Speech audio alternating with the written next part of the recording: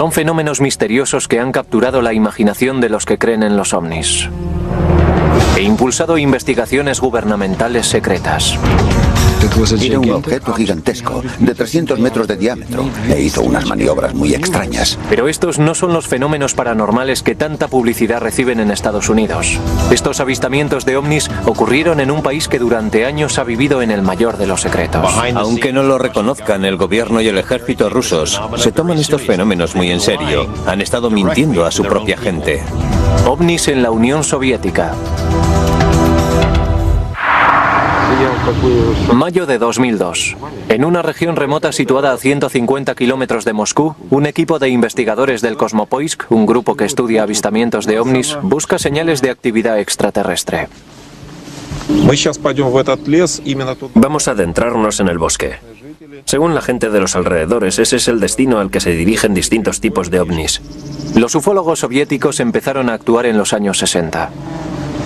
Aseguran que durante décadas, miles de ciudadanos han sido testigos de la aparición de objetos inexplicables en el cielo de Rusia.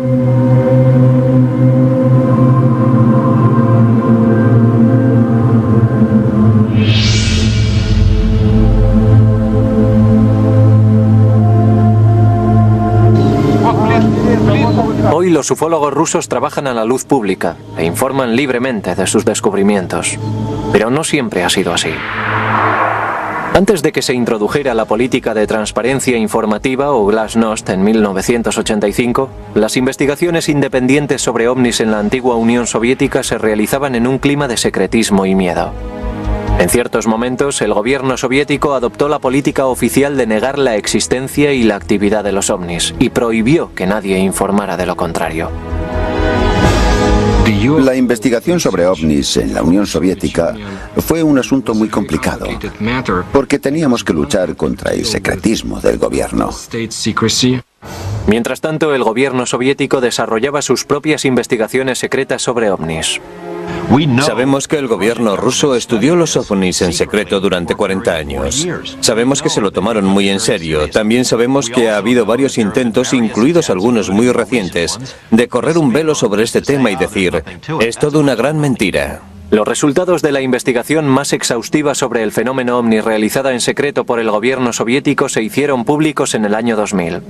La investigación empezó en 1978 y se extendió durante 13 años. El equipo de investigadores estaba formado por científicos y expertos militares y era totalmente clandestino. La colaboración entre la Academia de Ciencias y el Ministerio de Defensa no se hizo pública. Nadie reconoció oficialmente la existencia de esos estudios en los que participaron organizaciones secretas. La investigación debía tener un carácter secreto. El coronel Boris Sokolov fue el coordinador de la investigación. Poco después de la caída de la Unión Soviética se reunió con el periodista estadounidense George Knapp. Sokolov nos dijo que al igual que ocurría en Estados Unidos, entre el 90 y el 95% de estos casos podían tener una explicación lógica, pero el 5 o 10% restante no podía explicarse con tanta facilidad. El estudio soviético, de 13 años de duración, investigó algunos de los avistamientos más sorprendentes de la historia de Rusia. En 1968, un cámara que grababa el vuelo de prueba de un caza soviético vio un gran objeto triangular en el cielo. Enfocó el objeto con su cámara y lo grabó.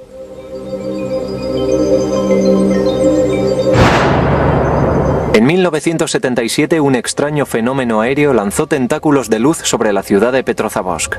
Hay quien asegura que los rayos hicieron pequeños agujeros en los cristales de las ventanas y en el cemento. En 1982, el personal militar de una base de misiles balísticos intercontinentales vio varias esferas brillantemente iluminadas sobre sus cabezas. Segundos después, una luz de advertencia indicaba que un misil estaba en posición de preparado para el lanzamiento. ¿Pudo un ovni haberse acercado tanto a la base como para desencadenar un ataque nuclear? Los avistamientos de ovnis en Rusia no se limitan al pasado más reciente. Los informes sobre objetos voladores de aspecto peculiar se remontan a hace siglos. Sin embargo, no se emprendieron investigaciones oficiales hasta principios del siglo XX, cuando un acontecimiento de proporciones épicas exigió un análisis más profundo. Tunguska, 30 de julio de 1908. La calma matinal de esta remota región de Siberia se vio interrumpida por una explosión que se oyó a miles de kilómetros de distancia. Se produjo una enorme explosión, equivalente a alrededor de 15 megatones de energía, lo que supone una potencia 1000 veces superior a la bomba de Hiroshima lanzada al final de la Segunda Guerra Mundial. Fue un acontecimiento extraordinario. Debido a la lejanía de la región de Tunguska, pasaron casi 20 años antes de que los investigadores del gobierno visitaran el lugar. La primera expedición que llegó a Tunguska estaba dirigida por el mineralogista Leonid Kulik.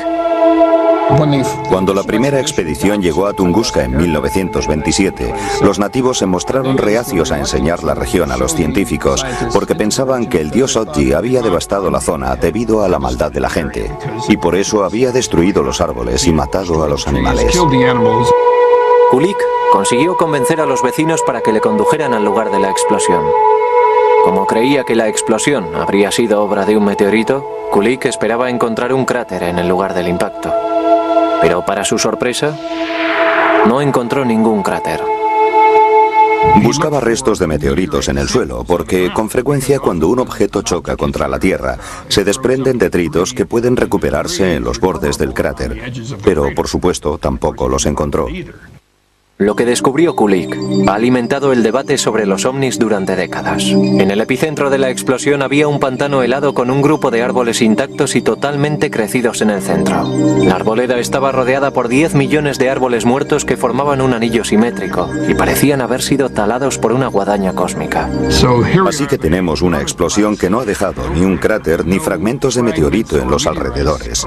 Solo un círculo de árboles quemados y derribados que se extiende casi 30 kilómetros en todas direcciones.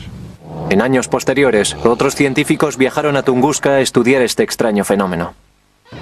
Puede que sean los frutos obtenidos por el trabajo de otra expedición enviada a finales de los años 40 por la dirección de la policía secreta soviética. Pero todo lo que sabemos es que dicha expedición existió. Lo que no sabemos es qué ha sido de los objetos y la información que recogió. El desconcierto de los científicos aumentó al saber que se habían producido daños por radiación en el lugar de la explosión. También se recibieron noticias de que algunas plantas habían experimentado mutaciones y parece ser que algunas personas sufrieron ciertos daños en sus genes. En 1947, el coronel del ejército ruso Alexander Konstantev desarrolló una teoría muy peculiar, basada en las devastadoras consecuencias de las bombas atómicas lanzadas por Estados Unidos sobre Japón. Konstantev estaba escuchando las noticias sobre el bombardeo atómico.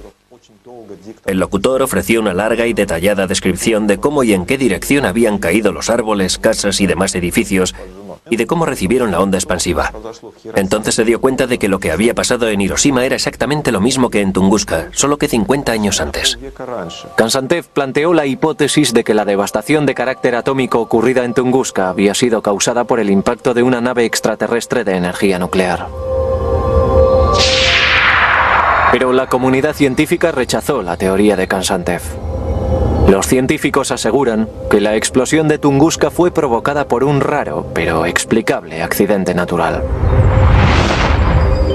Creen que un asteroide explotó al llegar a 5 kilómetros de distancia de la superficie de la Tierra.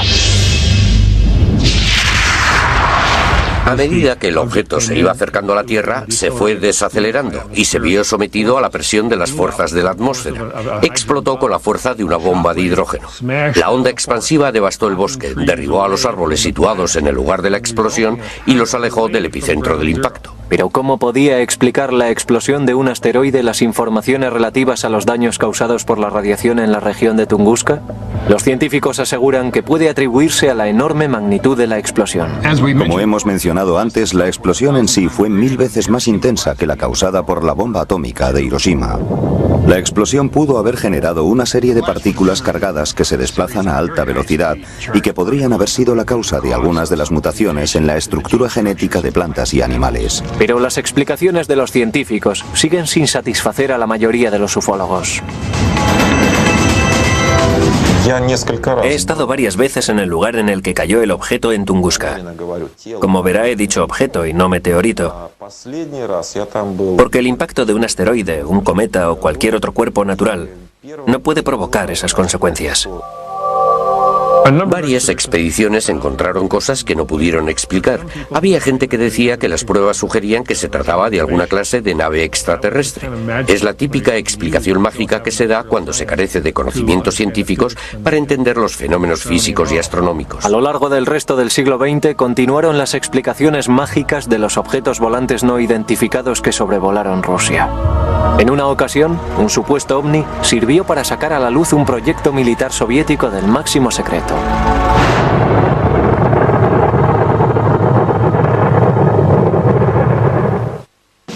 Estamos en 1948.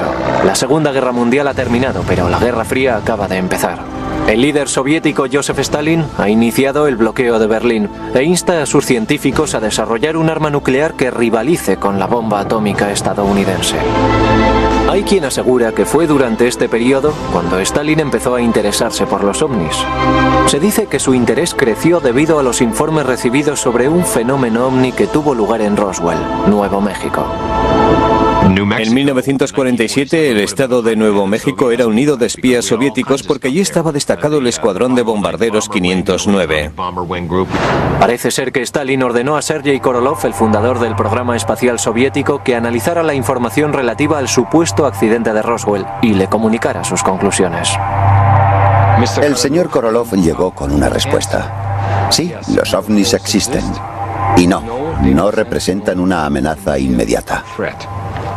Tras evaluar toda información que había recopilado sobre Roswell y los ovnis, Korolev llegó a la conclusión de que los ovnis existían y que parecían ser naves controladas por seres inteligentes. Eso es lo que le dijo a Stalin, quien a su vez le dijo que era la misma conclusión a la que habían llegado sus otros investigadores. Aunque no existen pruebas concretas de la conversación, varias agencias científicas soviéticas empezaron a investigar el fenómeno ovni en los años posteriores.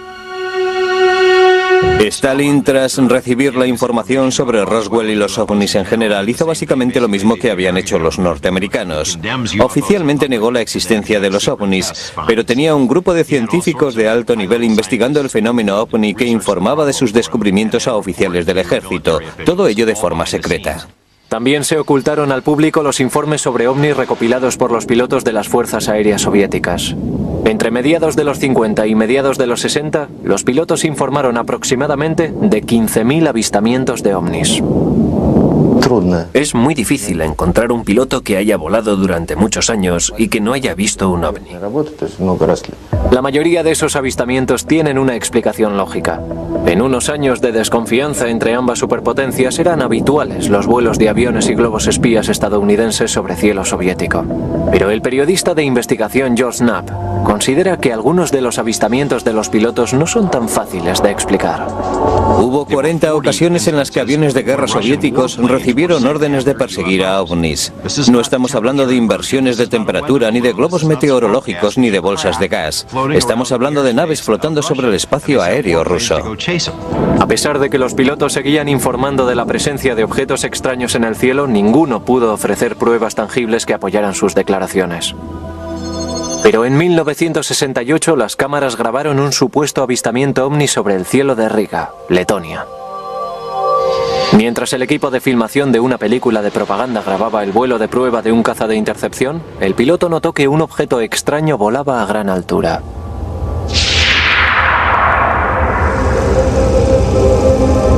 De repente el piloto gritó: «¡Atención! ¡Grabad eso!».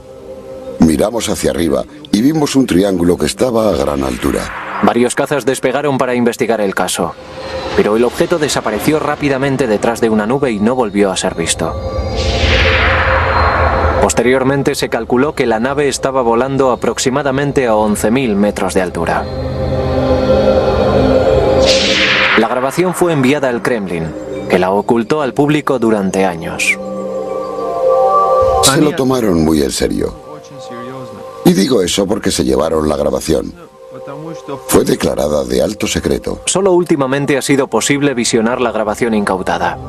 Mientras algunos expertos aseguran que la grabación es una prueba concluyente de la existencia de ovnis, los escépticos defienden que fuese un globo de investigación de origen francés.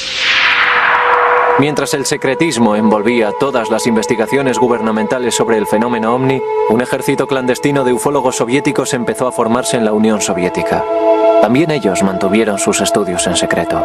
Los rusos que estudiaron a los ovnis durante ese periodo aseguran que se sentían seriamente amenazados por el gobierno soviético, puesto que estaban haciendo algo que su gobierno desaprobaba. La persona que encabezaba el equipo de investigadores civiles era Felix Siegel, considerado el padre de la ufología soviética.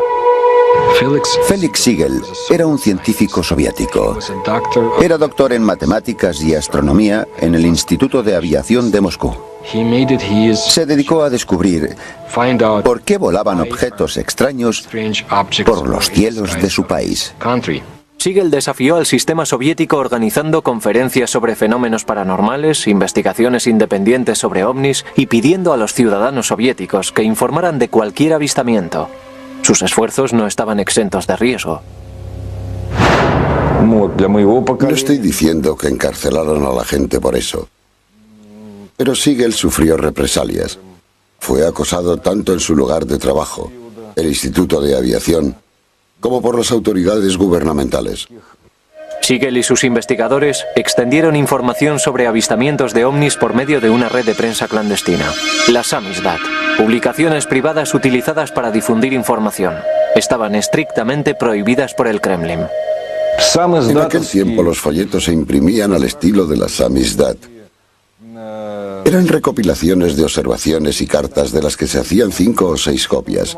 Todo ese material se mecanografiaba utilizando papel carbón.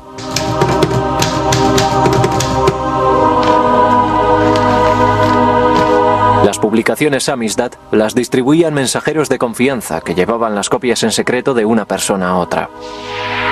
La información sobre ovnis circuló de esta forma clandestina hasta 1967, cuando de pronto dio la impresión de que el gobierno levantaba la censura sobre los ufólogos. Visto desde hoy, parece que ese respiro no fue más que una cortina de humo, parte de un intrincado plan de gobierno. Esta estratagema empezó en 1967, cuando los ciudadanos informaron de múltiples avistamientos de ovnis con forma de media luna sobre el cielo de Ucrania y el tramo inferior del Valle del Volga. También se vieron en lugares situados tan al sur como las montañas del Cáucaso, donde muchos astrónomos que trabajaban en observatorios del Cáucaso vieron esos objetos en forma de media luna volando horizontalmente desde el oeste al este. Por razones desconocidas en la época, el gobierno permitió que la prensa cubriera la noticia y alentó el desarrollo de estudios independientes sobre los avistamientos. Felix Siegel recibió autorización del gobierno para formar un comité de investigación integrado por más de 200 expertos científicos y militares. En octubre de 1967 se reunieron en la sede central de los pilotos y cosmonautas en Moscú. Su objetivo era establecer la causa de los avistamientos masivos. El comité de Siegel pidió a los ciudadanos soviéticos por prensa y televisión que comunicaran cualquier información sobre los ovnis. Por primera vez en la historia de Rusia, parecía que se podía hablar libremente sobre ellos.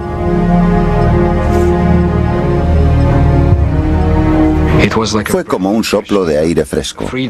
Los ciudadanos soviéticos podían hablar libremente sobre un tema hasta entonces prohibido. Aquello era una auténtica novedad, pero lamentablemente no duró mucho. Pocos meses después del llamamiento de Siegel por televisión, los acerados dientes de la censura soviética volvieron a cerrarse. Informar de avistamientos de ovnis volvía a estar prohibido. El tema fue excluido de la prensa controlada por el gobierno y se ordenó la disolución del comité de Siegel.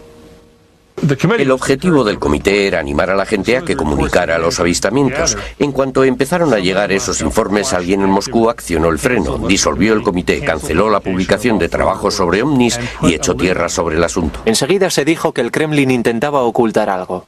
¿Por qué decidieron taparlo todo? ¿Intentaban ocultar algo? De eso no hay duda. La cuestión es saber qué es lo que estaban ocultando. Los ufólogos creían que intentaban tapar los avistamientos de naves extraterrestres, pero yo creo que lo que intentaban ocultar era la descripción y las actividades de sus propios aviones secretos, de sus misiles y de sus satélites. El científico y asesor de la NASA James Ober llegó a esta conclusión en 1977 después de estudiar los patrones de lanzamiento de las naves espaciales soviéticas y compararlos con los datos de los avistamientos de 1967. Según él, los objetos en forma de media luna avistados en el cielo no eran de naturaleza extraterrestre, sino que podían ser atribuidos a las pruebas secretas de un nuevo misil soviético.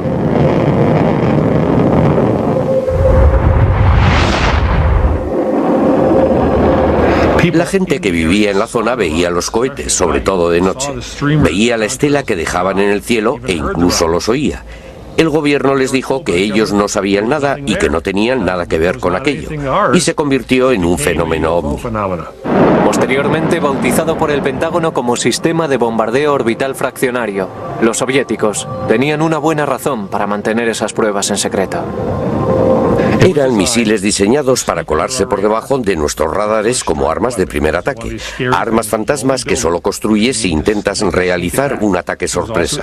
Además, era ilegal construir ese tipo de armas porque en 1967 Estados Unidos, Rusia y otros países firmaron un tratado que prohibía colocar armas nucleares en órbita.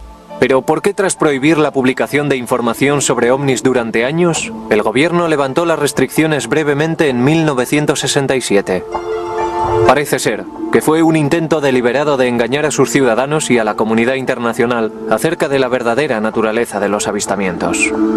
El gobierno soviético no quería que el público supiera lo que estaba pasando y tampoco que los estadounidenses supieran lo que estaban tramando. Fue una tapadera, una especie de maniobra de distracción, porque en caso de tratarse de ovnis, los periodistas occidentales se reirían en vez de investigar. El gobierno soviético prefirió dejar que la gente pensara que se trataba de platillos volantes. La estrategia resultó ser contraproducente cuando la información exhaustiva recogida por el comité de Felix Siegel fue publicada en algunas revistas.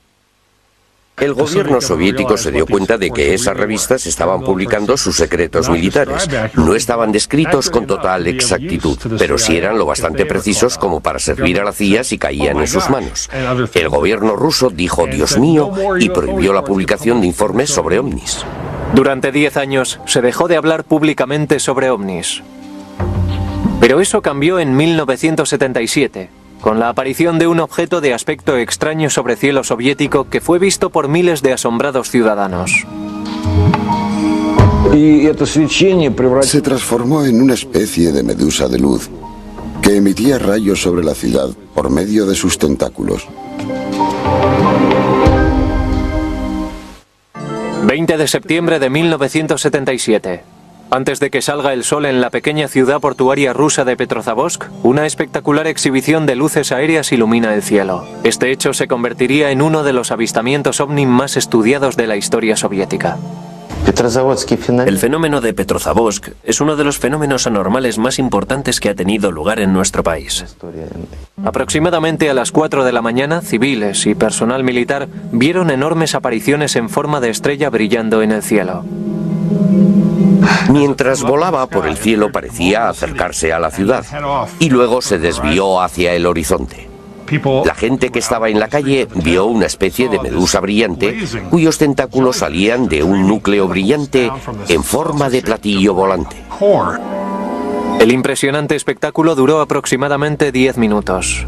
Los testigos aseguraron que el avistamiento fue acompañado por una serie de sucesos extraños que ocurrieron en el suelo. Se informó de todo tipo de fenómenos. Olía a ozono, los ordenadores se bloquearon y los conductores perdieron el control de sus vehículos. Puede que el fenómeno más difícil de explicar fuera la aparición de agujeros perfectamente cortados en las ventanas y rocas de la ciudad.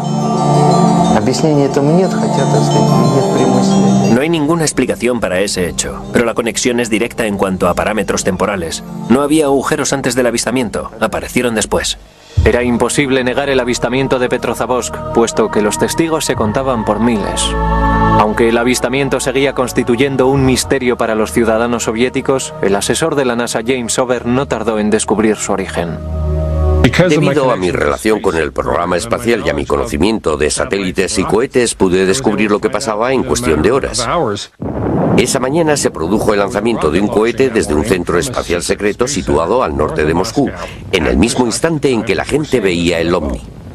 La imagen con aspecto de medusa fue provocada por el lanzamiento del satélite espía Cosmos 955. Los rayos del sol que estaban a punto de salir, al iluminar por detrás la estela del cohete, produjeron el efecto de la medusa con tentáculos observada por los testigos. Esto es lo que básicamente denomina la pistola humeante de la ufología soviética. Lo llaman el ovni medusa porque la estela dejada por los motores del cohete brilló de manera especial debido a la luz del sol naciente. Al igual que en anteriores avistamientos masivos, el gobierno tenía buenas razones para ocultar la verdad a sus ciudadanos. El satélite fue lanzado desde un centro espacial secreto llamado Plesetsk, una de las bases secretas de misiles repartidas por la Unión Soviética. La mayoría de los ufólogos aceptaron el lanzamiento del satélite como la causa del efecto visual aéreo, pero muchos aseguran que esa teoría no explica totalmente el misterio. ¿Qué explicación tiene la aparición de algunos haces de luz que quemaron los cristales? Cuando analizaron los cristales en el Instituto de Meteorología de Moscú, llegaron a la conclusión de que los agujeros eran resultado de que el cristal de las ventanas era defectuoso. No se trataba más que de un defecto técnico. No creo que el lanzamiento de un satélite militar secreto explique los agujeros producidos en los cristales.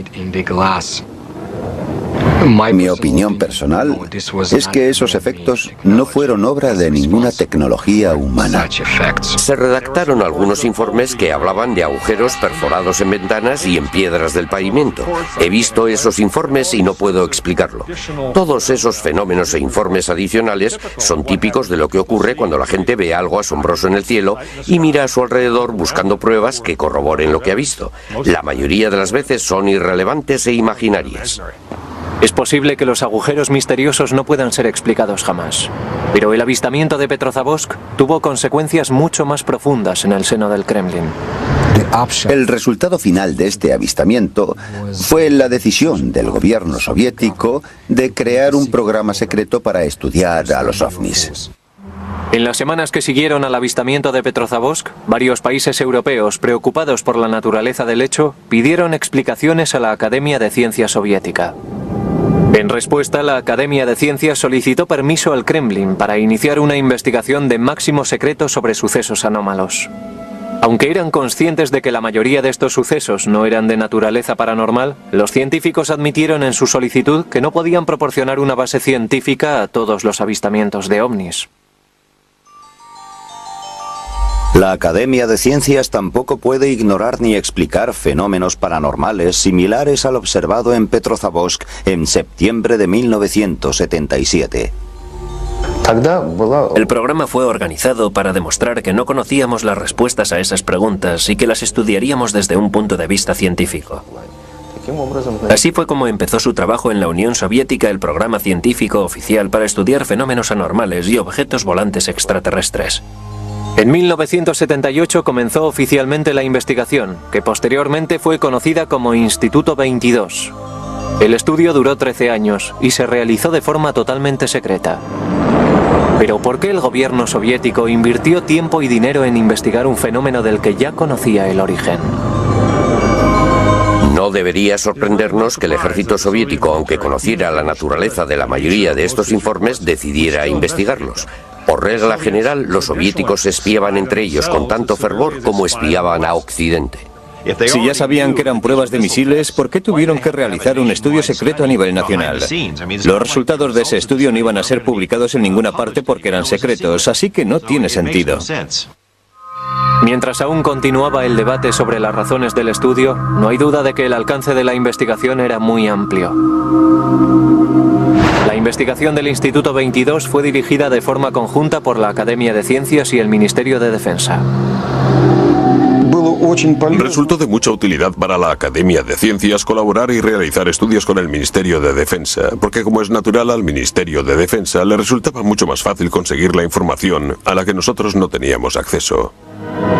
Las Fuerzas Armadas recibieron la orden de investigar qué influencia podrían haber tenido los ovnis en el correcto funcionamiento del equipamiento técnico militar. Además, se reclutaron cientos de miles de marineros, soldados y pilotos para vigilar e informar de la existencia de ovnis.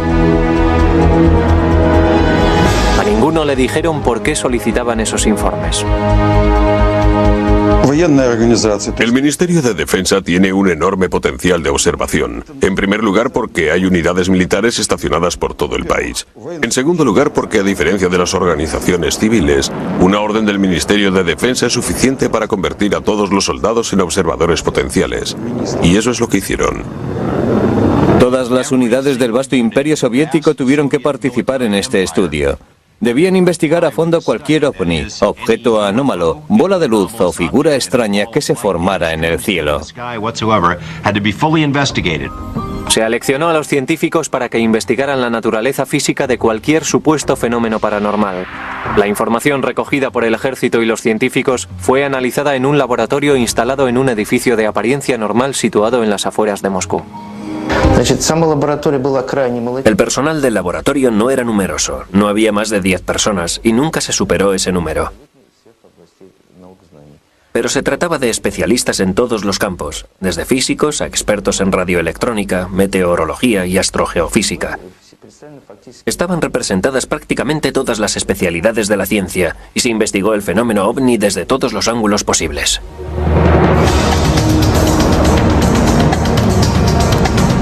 Seis años después de iniciada la investigación, el Instituto 22 recibió la orden de estudiar un hecho que pudo haber tenido consecuencias mundiales. Un supuesto fenómeno ovni había colocado al mundo al borde de una guerra nuclear.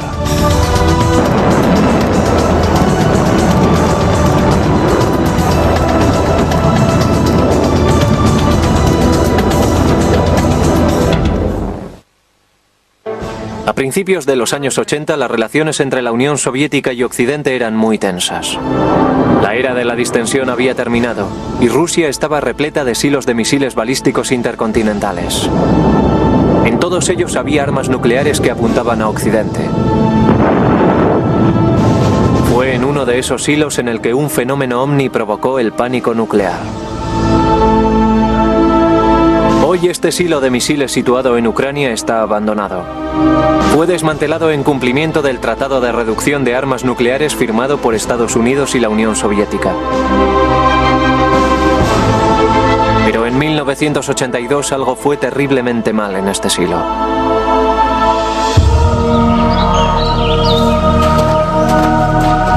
Todo empezó aproximadamente a las 6 de la tarde, cuando los soldados y los habitantes de la vecina ciudad de Bielokorovichi vieron un objeto extraño en el cielo del atardecer. Un oficial del ejército nos describe lo que vio. Yo estaba conduciendo una motocicleta no muy lejos de aquí y vi un gran objeto en el cielo. Tenía una forma geométrica perfecta. En ese mismo momento, en el interior del silo, una luz de emergencia indicaba que un misil nuclear estaba en modo de lanzamiento. El testimonio más revelador es el del oficial de comunicaciones, quien dijo que de alguna manera algo había introducido el código correcto. Pero Moscú no había ordenado ningún lanzamiento, ni ninguna persona del búnker había tocado el panel de control. Durante 15 agonizantes segundos los técnicos intentaron por todos los medios detener el lanzamiento. De pronto, sin ninguna explicación, la secuencia de lanzamiento se abortó. Estaban preparados para el lanzamiento. El ovni desaparece y el módulo de control de lanzamiento vuelve a su posición normal. ¿Pudo un ovni haber interferido con el control de lanzamiento de un misil nuclear?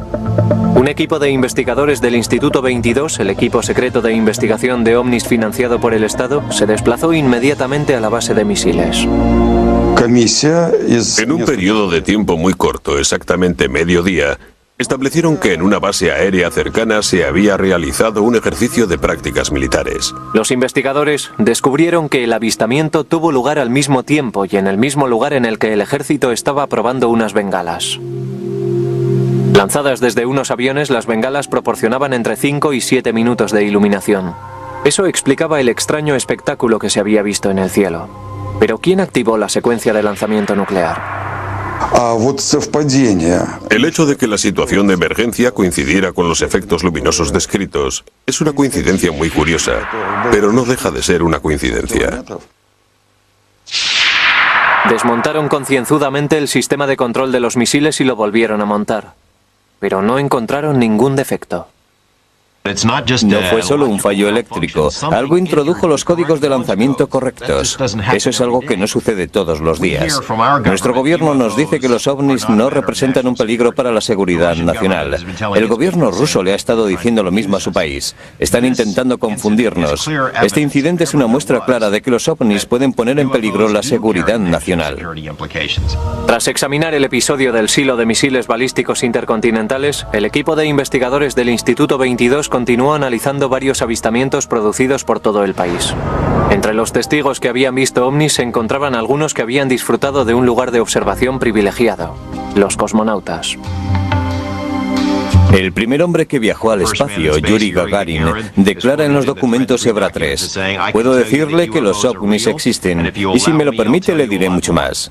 El segundo hombre que viajó al espacio, el cosmonauta Titov, dijo que vio a 7 ovnis bailar alrededor de su cápsula espacial durante su breve vuelo espacial. Sin embargo, aún hoy, los cosmonautas se muestran reacios a hablar sobre cualquier fenómeno inusual del que hayan sido testigos en el espacio.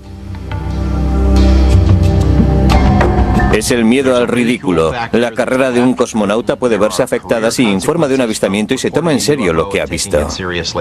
Pero en esta entrevista especial conseguida por el canal Historia, 2 cosmonautas hablan de los objetos inusuales que encontraron en el espacio. Muchos cosmonautas han visto fenómenos que van más allá de las experiencias que puede conocer la gente en la Tierra. Yo he estado 10 años sin hablar de ello. En la entrevista, el excomandante Vladimir Kovalyonok, de la Estación Espacial Salyut 6, revela que el 5 de mayo de 1981 vio una entidad irreconocible e iluminada desde una de las ventanillas de su nave. El objeto tenía una forma elíptica y voló con nosotros. Volaba en línea recta, hasta que se produjo una especie de explosión que produjo una luz dorada bellísima. Después se produjo una segunda explosión y aparecieron 2 esferas. Pero ya no pudimos ver más porque entramos en la oscuridad de la sombra de la Tierra. En la misión Mir de 1991, el cosmonauta Miu Samaranov consiguió grabar en vídeo un objeto extraño durante una operación rutinaria de acoplamiento.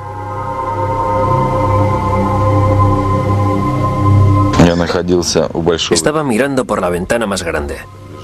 Estaba justo enfrente de mí. Yo estoy familiarizado con toda clase de naves espaciales, pero esa era diferente. El debate sobre los avistamientos realizados por cosmonautas y astronautas estadounidenses sigue vivo. Los escépticos insisten en que hay la suficiente basura espacial en órbita como para provocar una cascada de avistamientos de objetos extraños.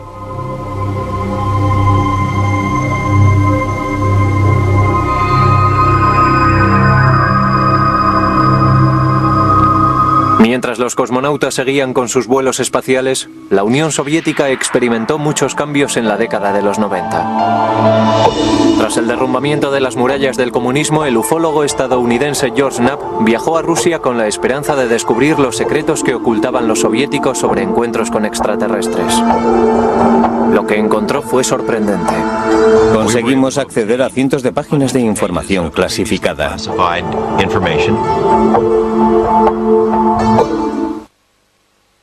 A mediados de los 80, los líderes de Estados Unidos y la Unión Soviética celebraron varias cumbres con el propósito de reducir su armamento nuclear y la tensión entre ambas superpotencias. Poco después de una de esas reuniones, el presidente Ronald Reagan declaró que Mikhail Gorbachev y él habían hablado sobre los encuentros con extraterrestres. I couldn't help but say to him, just think how easy his task and mine might be in these meetings that we held. If suddenly there was a threat to this world from some other species, from another planet, outside in the universe, we'd forget all the little local differences that we have between our countries. Reagan realizó 5 declaraciones públicas, incluida una ante las Naciones Unidas, en las que venía a decir que si los ovnis representaran una amenaza para la Tierra, todos los países deberían unirse. Y Gorbachev le respondió que sí, que se unirían todos. El telón de acero se derrumbaba gracias a la perestroika y el glasnost. Tras el colapso de la Unión Soviética llegó una nueva era de apertura a Rusia. A miles de kilómetros de distancia, en Las Vegas, Nevada, el periodista de investigación George Knapp, que había estudiado muchos fenómenos ovni en Estados Unidos, se dio cuenta de que era el momento perfecto para examinar los expedientes rusos. 3 years ago, we have succeeded in obtaining several hundred pages of secret Russian UFO documents and photos. Other Western journalists followed. Today, it's a new ballgame. The lid has been dropped on government UFO files, although there is still plenty of information to be found. Se me ocurrió que podía ser el momento adecuado para intentar descubrir qué es lo que sabían los rusos sobre los ovnis. Fueron unos tiempos llenos de confusión, pero como periodista fue maravilloso estar allí. En 1993, Knapp viajó a Rusia y conoció a Boris Sokolov, el coordinador del Instituto 22. Como muchos de los proyectos científicos de la época financiados por el gobierno había retirado su financiación y el proyecto había sido abandonado. Sokolov proporcionó a Knapp algunos de los expedientes sobre ovnis desclasificados más recientemente, expedientes que contenían información sobre los casos de más difícil explicación. De los miles de expedientes, Sokolov había seleccionado los más interesantes. Estaban guardados en sus carpetas y nosotros pudimos acceder a ellos y traerlos aquí. Colonel Sokolov said it was a very practical reason. They knew that UFOs could do things that their planes couldn't. Figured by studying it, they may be able to get an advantage over us in terms of stealth technology. Al regresar a Estados Unidos, Knapp publicó algunos de los expedientes, lo que hizo que el coronel Sokolov fuera ridiculizado en su país. Oficialmente Rusia era una democracia, pero los comunistas seguían teniendo mucha influencia. Los periódicos comunistas le atacaron abiertamente por traicionar a la madre Rusia. Pero el escarnio público al que fue sometido Sokolov fue sin duda menos severo que las consecuencias que hubiera tenido que arrastrar en la vieja Unión Soviética. Mi amigo me lo explicó así: si hubiera ocurrido hace 5 años nos habrían encarcelado, y si hubiera ocurrido hace 10 años nos habrían fusilado por publicar esos secretos. Pero en 2000, el relajado clima político de su país permitió que Sokolov y el científico Yuli Platov publicaran un informe con los descubrimientos del Instituto 22.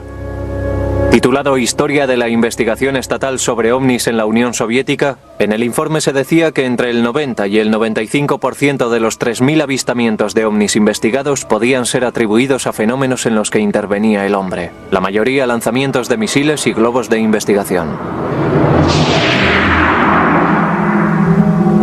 El 5 o 10% restante no podía explicarse con tanta facilidad, pero en ningún caso se atrevían a asegurar que se tratase de fenómenos interdimensionales ni de extraterrestres que vinieran del futuro. El caso es que antes los ufólogos más entusiastas afirmaban que todo lo que habíamos visto era debido a contactos con civilizaciones extraterrestres. Pero eso no era cierto. Resultó que solo un porcentaje muy pequeño de los avistamientos resultaba inexplicable. Pero en un país en el que durante tanto tiempo se habían suprimido el diálogo y la información, muchos ufólogos se preguntaban si el informe revelaba toda la verdad. Hay un enorme tesoro escondido de documentos del KGB sobre este tema que nadie ha visto hasta ahora. Y sé que el KGB publicó algunos documentos a principios de los 90, pero mucha gente asegura que los mejores documentos siguen escondidos en una cámara de seguridad. ¿Qué pasó con los expedientes? ¿Quién los guarda? Hasta que no los estudiemos por nosotros mismos, no podremos asegurar que lo que dicen los señores Platov y Sokolov sea cierto. Es probable que nunca se sepa con exactitud cuántos expedientes ovni soviéticos siguen clasificados o qué es lo que contienen. La mayor parte de la comunidad científica duda de que exista alguna prueba concluyente en esos expedientes secretos. En Rusia los rumores y las medias verdades siguen teniendo mucha importancia porque en los días de la antigua Unión Soviética era ilegal hablar de muchas cosas. Así que sustituyeron la realidad por una mitología muy rica. Los ovnis formaron parte de esa mitología y aún hoy sigue siendo un tema muy importante.